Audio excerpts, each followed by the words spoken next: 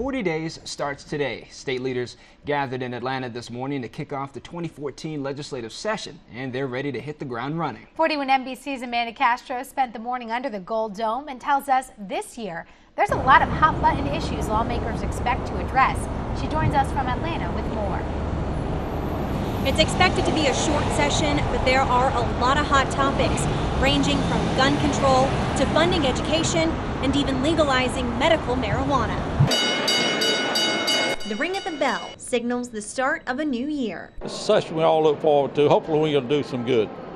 I think the dedication's there to do it. First on the General Assembly's to-do list. Our Constitution provides only one thing we absolutely have to do, and that's pass a balanced budget. We're going to have to deal with issues like the expanded costs of Medicaid because of Obamacare. We expect that to be about $400 million for our state. Many hope to restore funding to education. There was a close to $1 billion surplus last year. They took $1 billion away from education. We need to put it back in and give teachers a raise and people around the state a raise for the work that they do. Our local school systems are struggling, and I certainly hope the governor will find a way to start to restore some of those cuts, those austerity cuts that we've made to education in the last few years. Another hot topic, gun control. There'll be some discussion about that, about how far do we allow the carrying of guns, whether it should be in churches, allowing exception there, and on campus, college campus as well too. You cannot have kids on college campuses carrying weapons. I think it's a bad idea. I think it's bad for Georgians.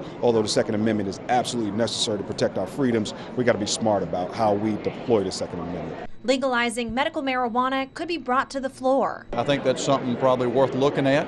I sure would never want to legalize marijuana in our state, but there may be instances where, for compassion's sake or for medical reasons, it may be worth looking at. Plus, dotting the I's, crossing the T's, and tying up any loose ends with the Make and Bib Consolidation Charter. With a brand new government, we want to make sure that we're doing everything that we can do to make it run smoothly.